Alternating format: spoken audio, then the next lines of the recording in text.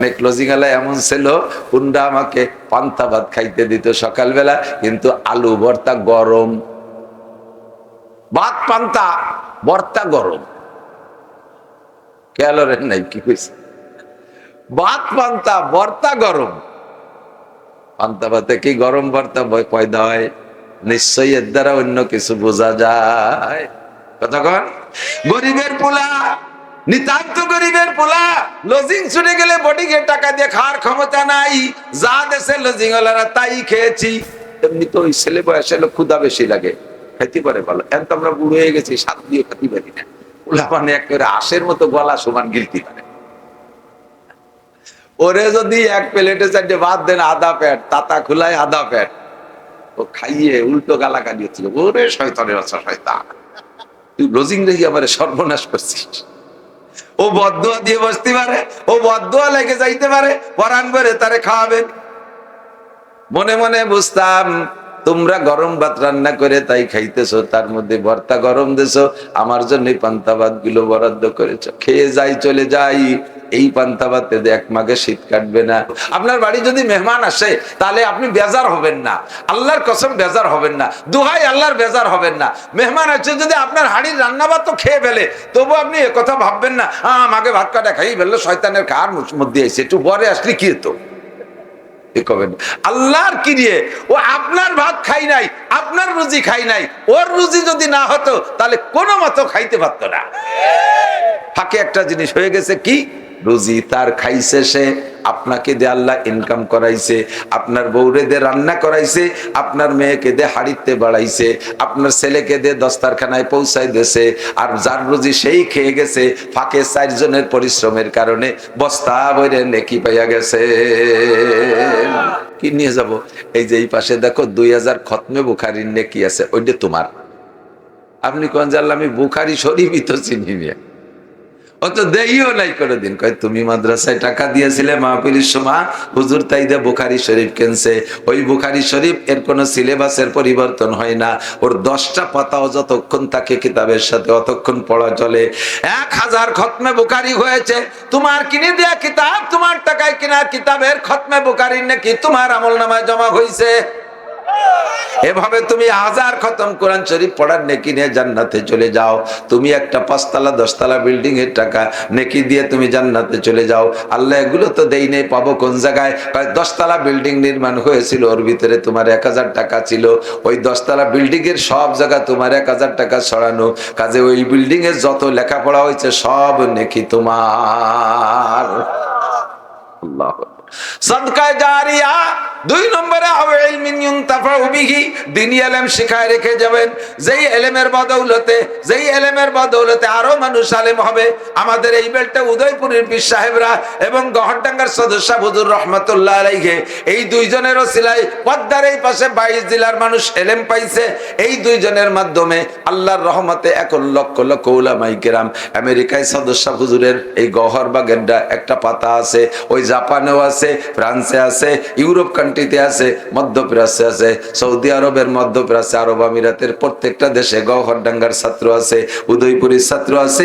যারা যেখানে লেখাপড়া করাইতেছে বাংলাদেশ ভরে সব নেকি নেটওয়ার্ক সদস্যের আমলনামা হইয়া যাইতেছে। আল্লাহু আকবার। ও দোস্ত, এমন কিছু আমার আপনার করা দরকার।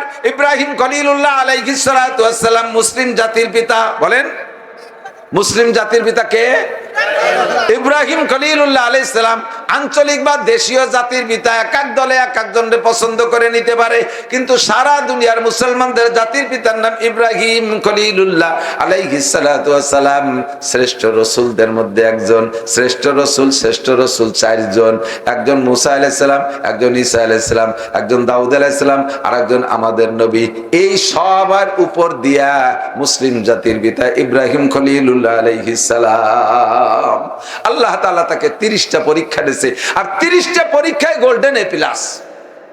বলবে না সুবহানাল্লাহ? বলতে গেলে রাত কেটে যাবে। আল্লাহ তাআলা তাকে অগ্নি পরীক্ষা নিয়েছেন, সন্তান জবাই করার পরীক্ষা নিয়েছেন, একটা পরীক্ষা ফেল না পাস। খালি 33-এর পাশ না, একেবারে 100 পাশ। আল্লাহ পাক রব্বুল আলামিন নিজেই বলেন, ওয়াইজিব তালা ইব্রাহিম রাব্বুহু বিকালিমাতিন ফাআতাম্মাহুন্না, আমি আমার ইব্রাহিমরে 30টা পরীক্ষা নিয়েছি, সব পরীক্ষায় সে পাস। ইব্রাহিম আলাইহিস সালামের নেকির অভাব ছিল না, নেকির অভাব নাই। ইব্রাহিম আলাইহিস সালামের ইন্তেকালের আগে আল্লাহ পাক পাঠিয়েছেন জিবরাইলকে। সব নবী রাসূলদের ইন্তেকালের আগে তাদের মতামত নিয়ে আল্লাহ পাক আজরাইলকে পাঠাইছেন। সকলকে আল্লাহ তাআলা খিয়ার দিয়েছেন, সুযোগ দিয়েছেন। নবী যদি আরো দিন বেঁচে থাকতে চায় তাহলে তার হায়াত বাড়াই দেওয়া হবে, যদি নবী এখনই আসতে চায় আমার কাছে তাহলে নিয়ে আসা হবে।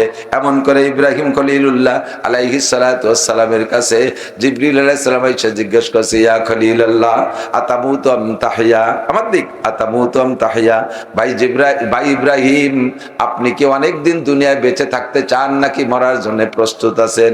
ইব্রাহিম খলিলুল্লাহ বললেন, আমি এনি টাইম এভরিডে, সকাল সন্ধ্যা 24 ঘন্টা মরার জন্য প্রস্তুত আছি। যেই বন্ধুর প্রেমে পড়ে मोहब्बत में पेदर बेटे को कर देते हैं कुर्बानी, मोहब्बत में पेदर बेटे को कर देते हैं कुर्बानी, ज़बीहुल्लाह क्या कह लेते हैं जो फर्जंद लासानी, ज़बीहुल्लाह क्या कह लेते हैं जो फर्जंद लासानी। যেই আল্লাহর প্রেমে পড়ে কলিজার টুকরা সন্তানকে জবাই করেছি, তুমি জিবরাইল বোঝো আমার সন্তানের চাইতে আমি আল্লাহকে বেশি ভালোবাসি, নিজের জীবনের চাইতে আল্লাহকে ভালোবাসি। নমরুদ আমাকে আগুনে ফেলাইলো, যদি বলতাম যে নমরুদ আমারে সুযোগ দাও, 1 বছর পরে আমি বলবো তুমি রব না আল্লাহ রব, এমন সুযোগ চাইলে ওই আগুনকে নিভাই দিত, আমাকে আগুনের মধ্যে নিক্ষেপ করতো না।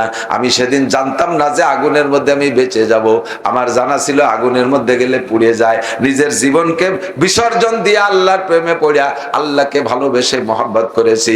কাজেই মরা ছাড়া যেহেতু আল্লাহর সাথে দেখা হবে না, ও জিবরাইল আমি 24 ঘন্টা সেই বন্ধুর প্রেমে মরার জন্য প্রস্তুত।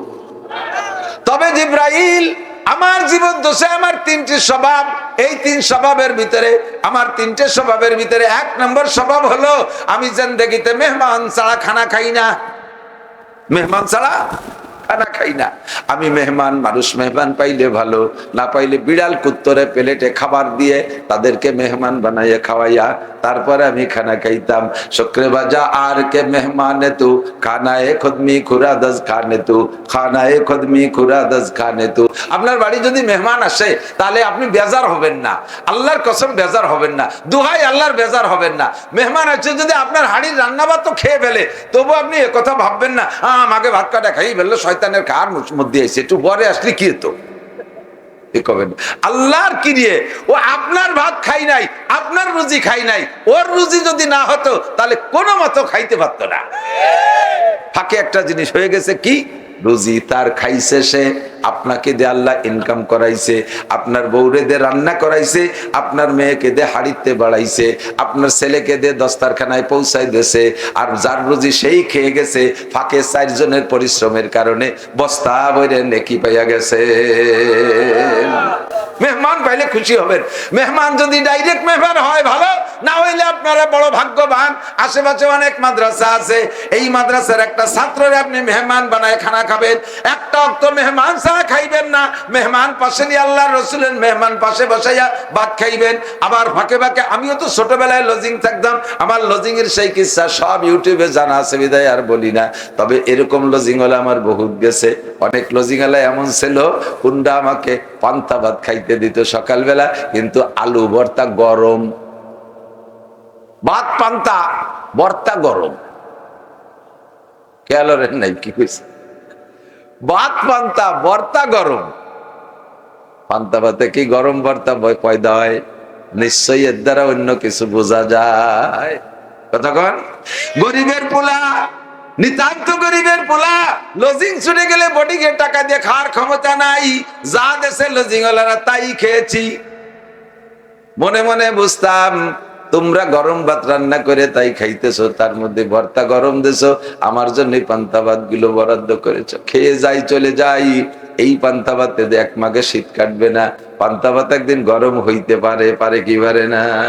আল্লাহ কয় নাসির ধৈর্য ধরে থাক, সারা বাংলাদেশে তোর জন্য গরম ভাত রেডি থাকবে, খেয়েও সারতে পারবি না। আল্লাহ কত যে খাবার, কত যে খাবার। ধৈর্যের সাথে লেগেছিলাম, আল্লাহ খাওয়াইছে। লজিং রাখবেন ছাত্রদেরকে, মেহমান, আল্লাহর মেহমান, পাশে বসাইয়া পরান ভরে খাইতে দেবেন। 4টে প্লেটে একটু তরকারি দিয়ে মুসাফির ফকিরের মতো ওই বাড়ির বাইরে একটা কাছারিতে সেখানে বসাই দিয়ে আসবেন না। পুরুষরা আপনারা ছাত্রকে পাশে নিয়ে বসাইয়া বল ভরে ডিশ ভরে ভাত নিয়ে তরকারি সামনে দিয়ে, বাবা পরান ভরে খাও। ও তো ব্যাগ ভরে নিয়ে যাবে না, ও তো পিঠে বেঁধে নিয়ে যাবে না, ও পরান ভরে খাইয়া একেবারে বুক ভরে দোয়া দেবে। আপনারা কয়বা বিটা খাইয়া রাত্রি নাকে তেল দিয়ে ঘুমাবেন, ও কিন্তু শেষ রাত্রি উঠবে, উঠে 4 রাকাত তাহাজ্জুদের নামাজ পড়া আপনার জন্য কানবে, রব্বুল আলামিন আমার আব্বা আমারে জন্ম দিয়েছে কিন্তু আব্বা কামাই করে খাওয়ায় না। আমার লজিং আলা মাছ বেচে রিকশা চালায়, ভ্যান চালায়, খেত খাবারে কত কষ্ট করে টাকা কামাই করে সেই টাকা দিয়ে চাউল কিনে আমারে ভাত খাওয়ায়। মালিক তুমি আমার লজিং আলার গুনাহ মাফ করে দিও, লজিং আলাকে আল্লাহ তুমি জান্নাতি করে দিও, দুনিয়ায় তার কামাই রোজগারে বরকত দিও, বিপদ আপদ থেকে রক্ষা করো আল্লাহ, তাকে রোগ ব্যাধি থেকে শিফা দান করো। আমার কাকি আম্মার পেটে এখন বাচ্চা, উনি যদি হাসপাতালে সিজারে যায় তাহলে আমার 10-15 দিন আবার লজিং ছুটে যাবে। আল্লাহ তোমার পায়ে ধরি আমার কাকির যেন সিজারে যাওয়া না লাগে, বাড়ি বসে নরমাল ডেলিভারি দিও। এই তালবি আলিমের দোয়ায় আপনার স্ত্রীর পেটের বাচ্চা বাড়ি বসে হবে, আর সেখানে হাজার হাজার টাকা বেঁচে যাবে, সাথে সাথে অনেক দিক দিয়ে আপনার লাভও হবে। আপনারা কয়বা বেটা তো খাইয়ে দিয়া না হে তেল দিয়ে ঘুমান, তালবি আলিম এক মুঠ খাইয়ে যে শেষ রাত্রি আপনার জন্য দোয়া করে, আপনি এটা দোয়ার ভান্ডার খুলে এনেছেন। আর কোন দিনে দোয়া কবুল হবে বলা যায় না। একে চশমে জাদান গা ফেলা যা শাহনাবাসী, একে চশমে জাদান গা ফেলা যা শাহনাবাসী, শায়াদ কেনে গা কোনাদা গাহনাবাসী। কোন দিনের দোয়া যে কবুল হয়ে যাবে, দিন দুনিয়ার সব কল্যাণের দোয়ার মধ্যে দিয়ে আসতে থাকবে। আমার বাড়ি একটা তালবি আলিম লজিং থাকে, ছেলেটা এখন অনেক ধনী হয়ে গেছে, কোটিপতি হয়ে গেছে। এই ছেলেটা আমাদের বাড়ি খায়। তা আমার ছেলেরা তখন ছোট ছোট, ওই দিন দুপুর বেলা ডাউল রান্না করছে। আমি বলছি যে ভালো ভালো খাইতে খাইতে এখন একটু ডাইল ডুল খাইতে মনে হচ্ছে, আজকে ডাইল রান্না। ডাইল রান্না করছে, আমি ছেলেবেলেদেরকে নিয়ে বসি, দেখি যে একটা পিরিজি করে আমার আহলিয়া আর একটা পিরিজ দিয়ে ডাইকে মিটসেপের মধ্যে কি যেন থই। তা আমি বললাম যে কি থো জায়গা, কি সারি থো, আমার এই সারদা কথা কথা কব না, আমরা কয়েকবার বেটা জায়গা। ওই যে একটা ডিম ছিল, ওই ছাত্র ফারুক ও এই ডাইল খাতি পারে না, ওর জন্য ডিমটা বাজে তুইছে। তা ছেলেরা তো ছোট, ওরা যদি ডিমের নাম শোনে তাহলে ওরাও খাইতে চাইবে না, ছাত্ররা দিতে পারবে না। নিজের ছোট ছোট বাচ্চাদেরকে না দেখাইয়া লুকাইয়া মাদ্রাসার ছাত্রের জন্য ডিম বাজে সারিতেছে। তাদের দোয়ায় আল্লাহ তাআলা এখন আমাকে সব দেশে কোনো তার কম নাই। আমার সেই সব ছেলেরা হাফেজ হয়ে গেছে, ধীরে ধীরে বছর থেকে মৌলানা এক একটা করে বেরোয় যাবে ইনশাআল্লাহ। ছেলে মেয়েরা হাফেজ হয়ে গেছে, আল্লাহ আমারে লাখ লাখ টাকার মালিক বানাই দিছে, আল্লাহ আমারে 3 তলা বিল্ডিং এর মালিক বানাই দিছে, আল্লাহ আমারে অর্ধ কোটি টাকার গাড়ি চালানোর তৌফিক দিয়েছে। আমার এই তালবি আলিমদের দোয়া, আমি সেভাবে দোয়া করতে শুধু শুকরে বাজার কে মে মানে তু খানায় খুদমি খুরা দস খানে তু। আল্লাহর কসম তালবি আলিম আপনার ভাত খায় না, আপনার ভাত খায় না, তার ভাত আপনার হাড়িতে আল্লাহ আপনাকে দিয়ে কামাই করাইয়া রান্না করাইছে, তার রুজি সেই খায়, সে খাইয়া দোয়া করবে, ধনী হবেন গণী হবেন, অভাবে থাকবেন না, পরান ভরে খাইতে দেবেন। আর তালবি আলিম যদি অল্প সাইডে খাওয়াই দেন, এমনি তো ওই ছেলে বয়সে ক্ষুধা বেশি লাগে, খাইতে পারে ভালো। এখন তো আমরা বুড়ো হয়ে গেছি, স্বাদ দিয়ে খাতি পারি না, মানে একেবারে আশের মতো গলা সমান গিলতি পারে। ওরে যদি এক প্লেটে 4টে ভাত দেন, আধা পেট তাতা খুলায় আধা পেট, তো খাইয়ে উল্টো গালাগালি হচ্ছিল, ওরে শয়তানের বাচ্চা শয়তান, তুই লজিং রেখে আমার সর্বনাশ করছিস। ও বদদুয়া দিয়ে বসতে পারে, ও বদদুয়া লেগে যাইতে পারে, পরান ভরে তারে খাওয়াবেন। ইব্রাহিম খলিলুল্লাহ আলাইহিস সালাম বলেন, আমি জিন্দেগিতে মেহমান ছাড়া খানা খাই না। ও জিবরাইল, আল্লাহু আকবার, খেয়াল করেন, একদিন সূরা জারিয়াতের মধ্যে আসছে, একদিন একবারের ঘটনা এমন, হযরত ইব্রাহিম আলাইহিস সালাম মেহমান ছাড়া খানা খায় না, কিন্তু পরপর 3 দিন মেহমান আসে না। ওক্তে ওক্তে হযরত হাজেরা আলাইহা, সারা আলাইহিস সালাম, ওনার স্ত্রী সারা, প্রথম স্ত্রী সারা আলাইহিস সালাম, সারা আলাইহিস সালাম রান্না করে, আবার উনি খাবার নিয়ে বসে থাকে, মেহমান আসে না, বিড়াল কুত্তাও পায় না, ওই অবস্থায় খানা রেখে দেয়, সে ওক্তের খায় না। আবার পরের ওক্ত আবার নতুন করে গরম টরম রান্না করছে, আবারও মেহমান পায় না, এমন করে 3 দিন কোনো মেহমান নাই, 3 তিরিখে 9 ওক্ত উনি খাই নাই। এখন ক্লান্ত হয়ে গেছে, ক্ষুধার যন্ত্রণায় ক্লান্ত। আল্লাহর পক্ষ থেকে আরো 2 দিন উনার নামে মেহমান বরাদ্দ নাই। এদিকে ওনার সুন্নত ঠিক রাখার জন্য না খেয়ে এভাবে কষ্ট করতেছে, আর সে আজিমের মালিকের কুদরতি কলিজায় জোশ মারছে, ও জিব্রাইল আমার খলিল আর না খাওয়াই কষ্ট দেয়া যাবে না, তবে তার যে তার নাম তার বাড়ির যে মেহমান তো উপরেই তো বরাদ্দ আছে, খেয়ে যাবে যাবে আর না যাবে, আরো 2 দিন মেহমান বরাদ্দ নাই, আমার ইব্রাহিমের কষ্ট হয়ে যাবে, জিব্রাইল তুমি যাও আমার ইব্রাহিম রে খাওয়ায় আসো। আল্লাহ কোন সিস্টেমে যাব? তোমরা যাবা মেহমান 8 জন। কয়জন? জিব্রাইল, মিকাইল, ইসরাফিল, আজরাইল, 4 জন যাবার নেতা ফেরেশতা, সাথে আর 4 জন তোমরা সহকারী নিবা, 8 জন যাবা। এই 8 জন হ্যান্ডসাম যুবকের রূপ ধারণ করে যাবা। ইব্রাহিম যে জাতীয় মেহমান পাইলে বেশি খুশি হয়, এই 8 জন ফেরেশতা যুবকের রূপ ধারণ করে, মাথায় বড় পাগড়ি, সবুজ পাগড়ি, ফেরেশতারা সবুজ পাগড়ি পরে, আলাইহিম ইমামাতুন খজরা, মাথায় তাদের সবুজ পাগড়ি, গায়ে তাদের ধবধবে সাদা জুব্বা, একেবারে ফেরেশতা তো ফেরেশতা, নুরানি চেহারা। 8 জন মেহমান যাইয়া ইব্রাহিম খলিলুল্লাহ আলাইহিস সালামের বাড়ির সামনে যে সালাম দিছে, আসসালামু আলাইকুম আফিল বাইতে খলিলুল্লাহ, বাড়িতে ইব্রাহিম খলিলুল্লাহ আছেন। সালামের উত্তর বাইরে ঘরের ভিতরে থেকে দিয়ে বাইরে এসে দেখে, মানান্তুম তোমরা কারা? কয় নাহনু যুয়ুফুকুম, আমরা আপনার মেহমান, আপনার বাড়ি। ইব্রাহিম হোসেন খুশিতে বাগবাগ, মেহমান যাই খাই, খাক আর না খাক, এগেও ছিল আমি চাইলে খাতি করবো। 8 জন মেহমানকে রিসিপশনে বসাই দিয়া ইব্রাহিম আলাইহিস সালাম তাৎক্ষণিক গোয়াল ঘরে গিয়ে বাছুর একটা জবাই করে ফেলাইছে। ওদের সাথে আস্ত বাছুর, দুম্বা এগুলো আস্ত খাওয়ার অভ্যাস, সেই থেকে এই প্রথা আছে। বাছুর একটা জবাই দিয়ে দমাদম টাইম দিয়ে শুইলে স্ত্রীকে দেশে তাড়াতাড়ি ঘিতে ভুনা করো, আস্ত বাছুর ঘিতে ভুনা কইরা দস্তারখানের সামনে দেশে।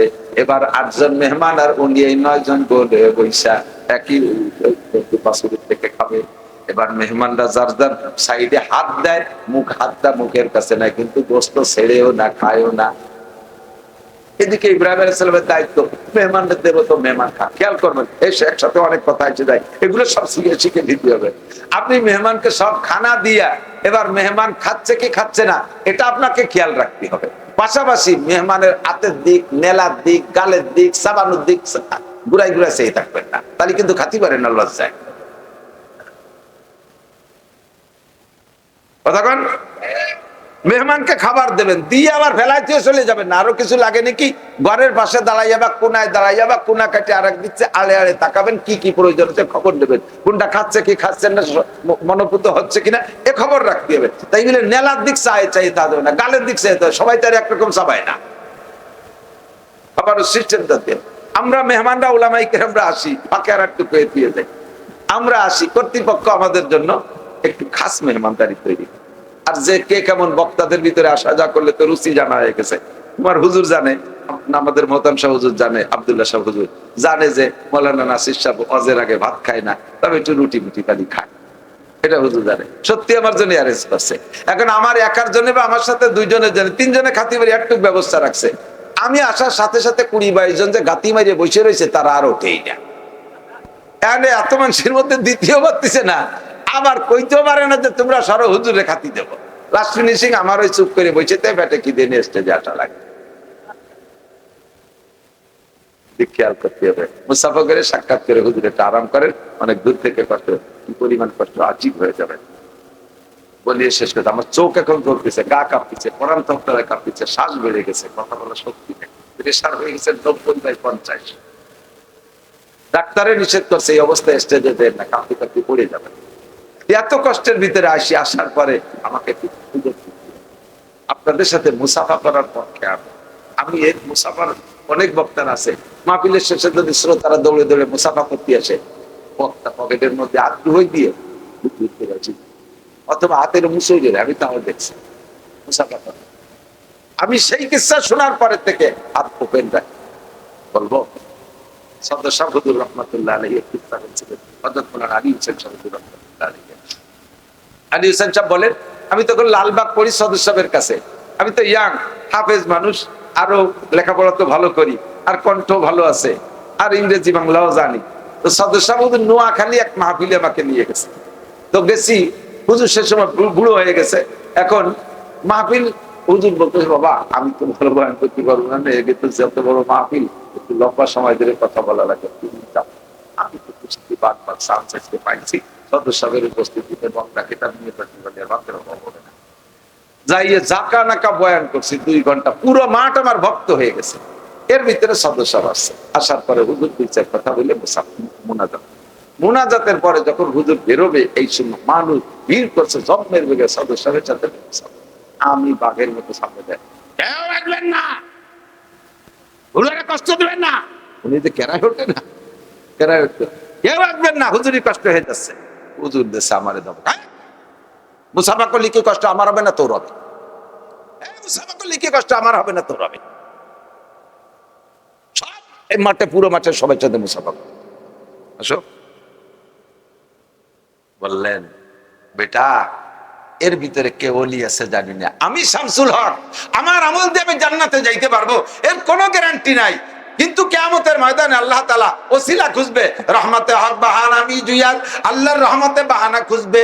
এর ভিতরে একজন মানুষের হাতের সাথে যদি আমার মুসাফা করা থাকে, আর ওই লোকটা যদি জান্নাতি হয়, কিয়ামতের ময়দানে তার সাথে আমার দেখা হবে। ওই লোকটা আমারে দেখে আমার বিপদ মুহূর্তে আমার জন্য সুপারিশ করবে।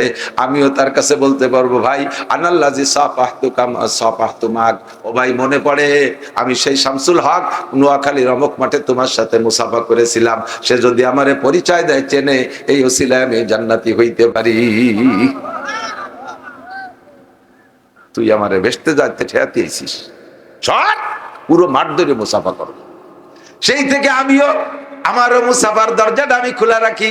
ছোট ছোট পোলাপান বড়দের ভিড়ের ভিতরে মুসাফা করতে সুযোগ পাই না, তারা একটু শখ করছে নাসিরুদ্দিনের সাথে মুসাফা করতে। ইউটিউবে ওয়াশনে আজকে যদি একটু সাক্ষাৎ করো, বাড়ি যে গল্প দিতে পারবে মার কাছে, মা আমি হুজুরের সাথে মুসাফা করছি, ওর বুকটা অনেক বড় হয়ে যাবে। দেখি যে পোলাপান ছোট খামের গুড়ায় দাঁড়ায় দিচ্ছে, ছোট হইয়া আমি ডাকবে, শোনা আসো, হাত পাইয়ে ও কিন্তু কেন্দ্রেই দিছে। কালকে একটা ছেলে আমার বুকের সাথে জড়াই দিচ্ছে, আমি আপনার কঠিন ফ্যান গামাডাঙ্গা মারতেছি, একটু মুসাফা করে আমার সাথে কোলাকুলিতে আমার মানে আমার রানের সাথে মিশতেছে তার বুক, তাও তারপর আমার জড়াই ধরছে। বাবুদের আমি আম্মুর কাছে বলবো আমি আপনার সাথে কোলাকুলি, তার কত স্বাদ, এটি কেন মিথ্যা দেব? হাত খান্ডে উঁচু দিয়ে এটি ছেড়ে দেয়, যাস কিয়ামতের ময়দানে এই বিচারে বেসতে চলে যায়, তুমি হাত উঁচু দিয়ে বান্ধা থাকবা, তুলোই মুসাফা করবেন। তবে পরিবেশও বুঝতে হবে। হুজুরের যদি কষ্ট হয়, আপনি কষ্ট দিয়ে নিয়ত করবেন না। আমি যদি বলি আসতে পারেন মুসাফা করতে, ইনশাআল্লাহ তাহলে আসবেন, মুসাফা করে করে সাক্ষাৎ করে চলে যাবেন।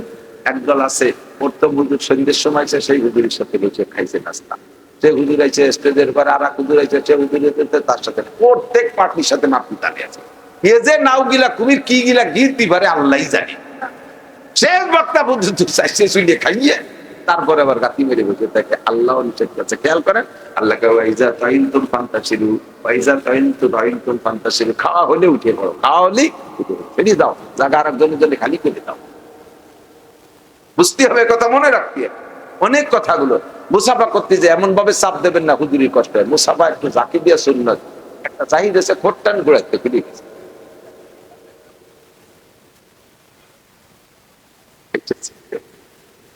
মুয়ানাকা করতে গোলাগুলি দিয়ে এমন ভাবে চাপ দিতে, কায়দা মতো 7 ফুটি এক যুবক এক নাম উঠে, আমার মতো 20 মানুষের বইয়ের সাথে চাপ দিলে আবার খেসা কর করে উঠে। আমি খাই মোহাব্বতের সাথে পরিমাণ মতো চাপ। ইব্রাহিম খলিলুল্লাহ আলাইহিস সালাম কি বলতে যে সরে চলে গেছে, খেয়াল করেন, মেহমানদারি করেন নিয়ম, মেহমানকে খাইতে দিয়ে লক্ষ্য করতে হবে, আবার একেবারে মুখের দিক তাকায় থাকা যাবে না। ইব্রাহিম আলাইহিস সালাম 3 দিন খায় না, ওনার দায়িত্ব মেহমানকে তার রুচি সম্মত খাবার দিয়া, এরপরে মেহমান খায় খাক না খায় না খাক, যার যার সামনে খাবার ওনার সাইডে উনি খাইয়ে মোটামুটি আধা প্লেট হয়েছে, মোটামুটি একটু প্রস্তুতি এসে গেছে। এর মধ্যে ওনার স্ত্রী সারা আলাইহিস সালাম ঘরের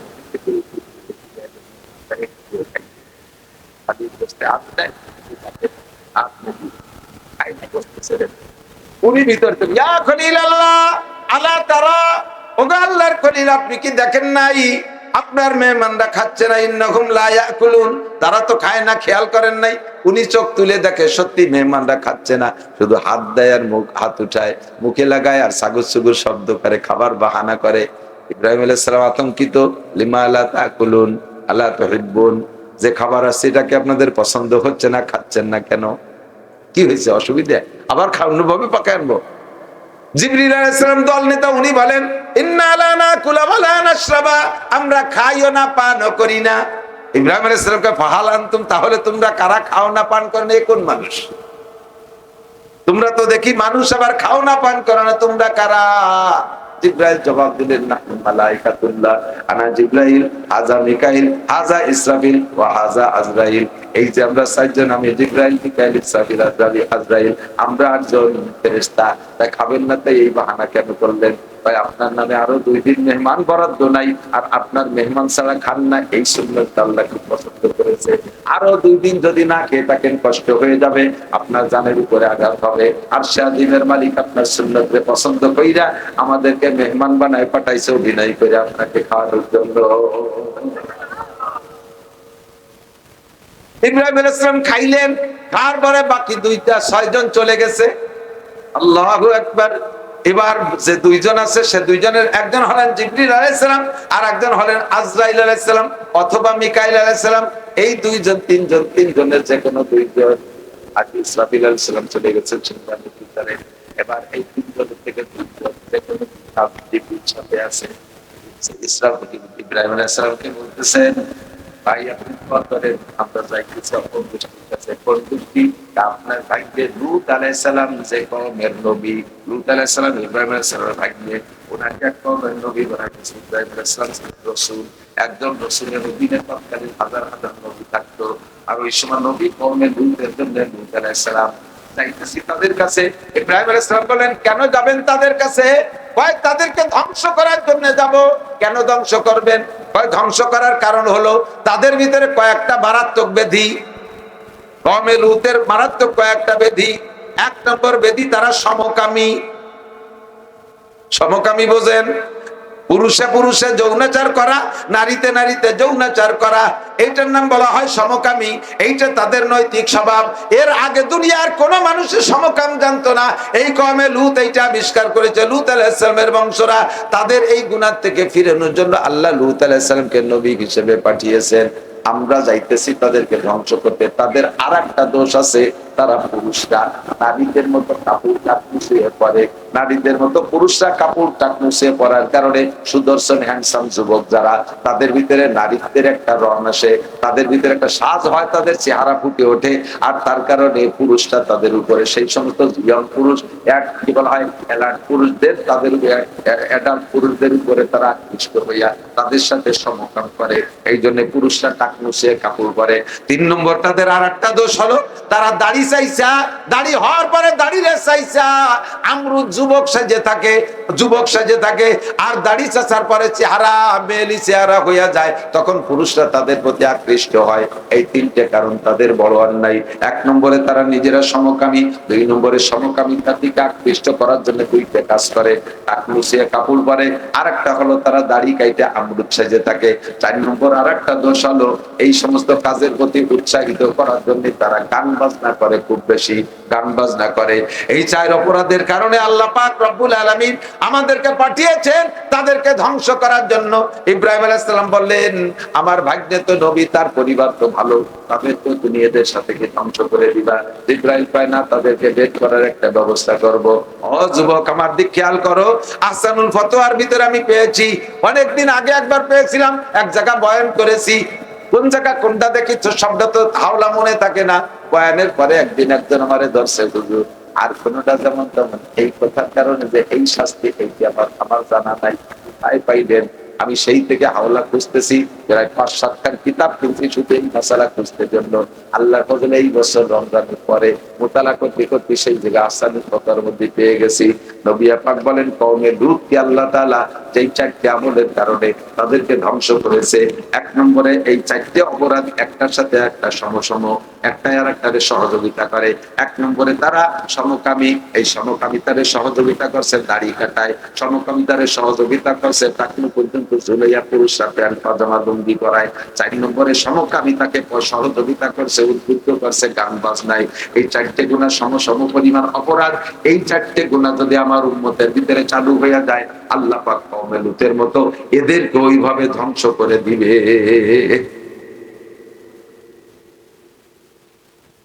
কওমে লূতের কাছে জিবরিল আর মিকাইল আলাইহিস সালাম এই 4 অপরাধ, যুবক সাবধান থাক, কাপড় পরবি, টাকনু সে কাপড় পরবি না।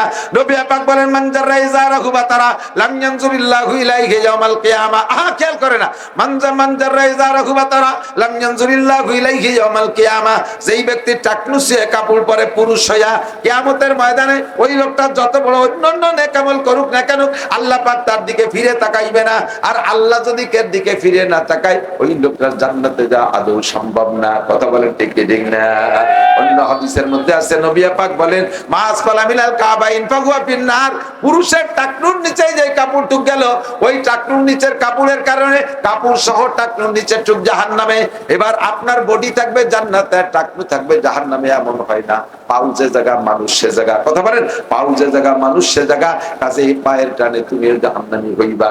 আর নারীদের সতর হবে চুলের আগা থেকে পায়ের তালু পর্যন্ত, শরীরের কোনো অংশ কেউরে দেখাইতে পারবে না, না বাস্তব দেখাইতে পারবে, না তার ছায়া ছবি দেখাইতে পারবে, না বাস্তব দেখাইতে পারবে, না তার ছায়া ছবি দেখাইতে পারবে।